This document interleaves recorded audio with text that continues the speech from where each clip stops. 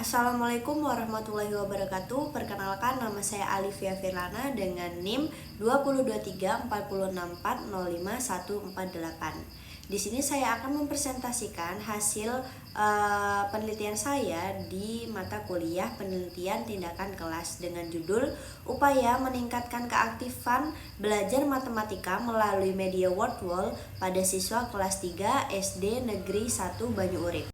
Oke teman-teman, jadi penelitian ini dilatar belakangi oleh dimana pendidikan itu kan seperti yang kita ketahui penting untuk membentuk sumber daya manusia yang berkualitas, apalagi dalam matematika untuk mengembangkan berpikir logis misalnya. Nah, faktanya di lapangan itu masih banyak sekali siswa yang kurang tertarik dan aktif dalam belajar matematika itu sendiri.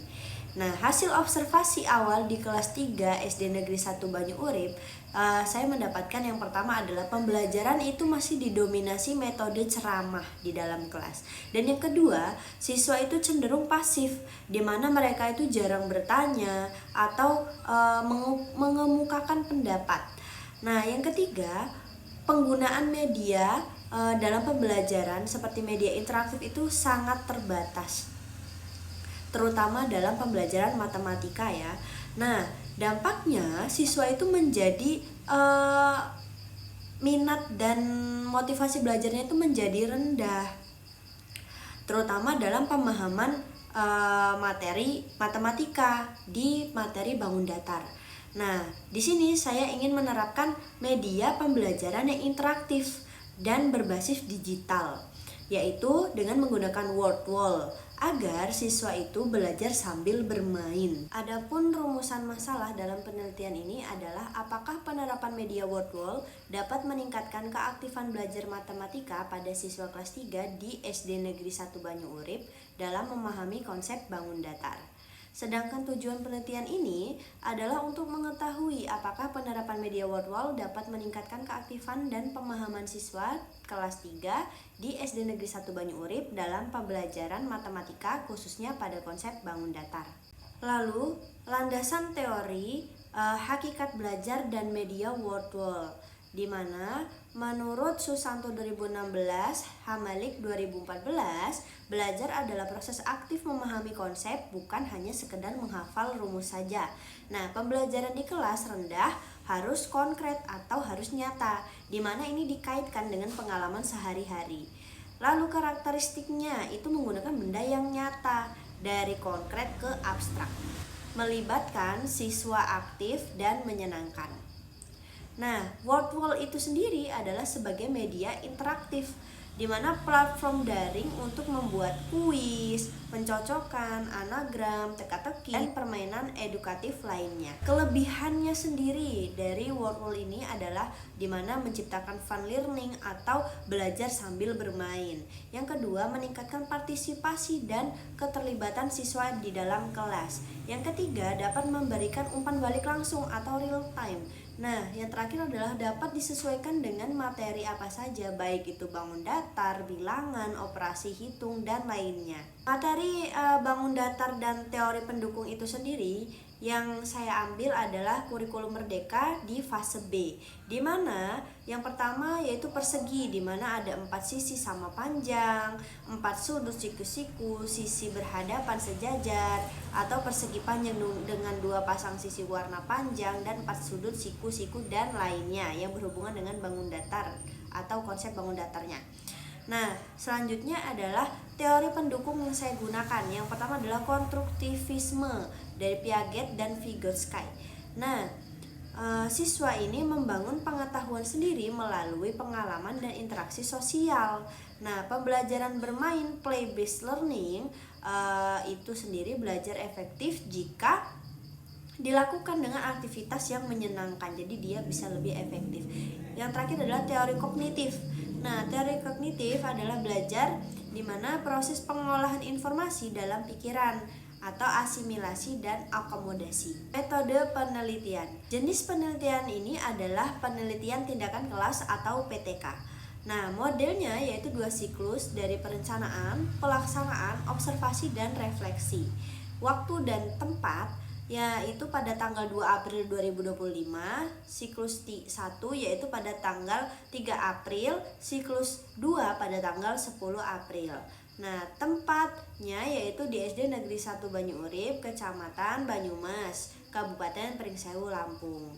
Subjek penelitiannya sendiri adalah 28 siswa kelas 3, terdiri dari 10 laki-laki dan 18 perempuan, ditambah 1 guru wali kelas. Teknik pengumpulan data yang saya lakukan yang pertama adalah tes, post-tes, soal pilihan ganda di akhir setiap siklus. Yang kedua adalah observasi, di mana menggunakan lembar observasi keaktifan siswa 4 indikator. Yang terakhir adalah dokumentasi berupa foto, data siswa, dan nilai hasil belajar. Yang terakhir indikator keberhasilan. Yang pertama adalah keaktifan siswa mencapai lebih dari 80%, itu berarti sangat aktif. Dan ketuntasan belajar mencapai lebih dari 85%, yang dimana itu KKM-nya adalah 70. Hasil penelitian atau kondisi awal pratindakan.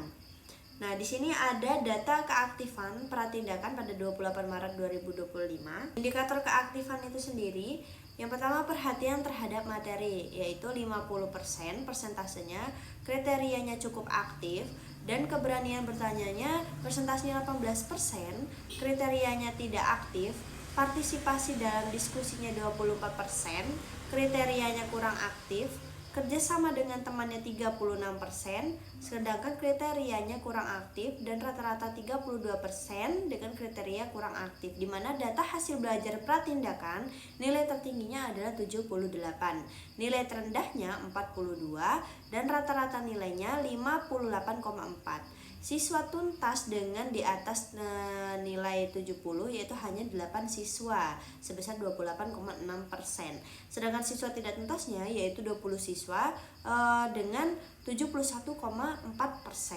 Hasil siklus 1 pada tanggal 3 April 2025, perencanaan yang pertama itu adalah RPP materi bangun datar, yang kedua word wall quiz dengan matching pairs, dan yang ketiga target keaktifan itu mencapai lebih dari 60%, ketuntasan lebih dari 70%.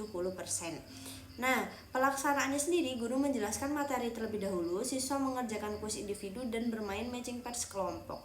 Yang ketiga yaitu hasil observasi keaktifan. Nah, rata-rata 58,9% itu cukup aktif.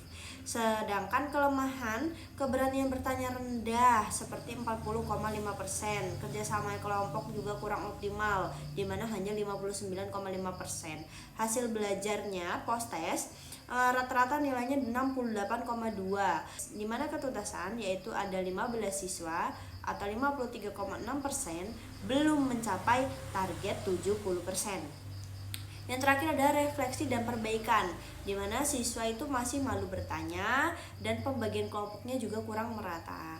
Yang terakhir adalah tambahan variasi permainan group shot dan open the box untuk siklus 2. Hasil siklus 2 pada tanggal 10 April 2025, di mana perencanaan perbaikan RPP, variasi permainan group shot atau open the box. Nah, target keaktifan adalah mencapai lebih dari 80%, di mana ketuntasannya mencapai lebih dari 85%. Nah, pelaksanaannya sendiri review materi, kompetisi antar kelompok membuka kotak, dan diskusi jawaban yang salah. Ketiga adalah hasil observasi keaktifan, di mana rata-ratanya 83,6% itu sangat aktif dan perhatian mencapai 84,5%, keberanian bertanya mencapai 75%, serta partisipasi word wall itu 90,5%, hingga kerjasamanya yaitu mencapai 84,5%. Nah, indikator keberhasilan pun tercapai pada siklus 2 ini. Nah, hasil belajar dari post-test itu sendiri rata-rata nilainya itu mencapai 82,4. Nah, ketuntasannya yaitu 25 siswa atau 89,3% itu melebihi target 85%. Nah, nilai tertingginya yaitu 100, nilai terendahnya sendiri adalah 65. Nah, refleksinya adalah siswa sangat antusias, guru lebih percaya diri, dan kendala teknisnya teratasi. Tindakan dinyatakan berhasil pada siklus 2. Nah, di sini ada rekapitulasi peningkatan. Di sini ada data keaktifan pratindakan pada tanggal 28 Maret 2025. indikatornya sendiri adalah perhatian, itu pratindakannya 50%. Ya, bisa dibaca di tabel yang sudah saya buat. Nah, di sini bisa dilihat pada tabel peningkatan hasil belajar. Ada rata-rata nilai pada pra penelitian atau pratindakan. Yang pertama itu hanya 58,4. Pada siklus 1 itu meningkat menjadi 68,2. Dan pada siklus 2 meningkat lagi menjadi 82,4, di mana peningkatannya itu bertambah 24,0 poin.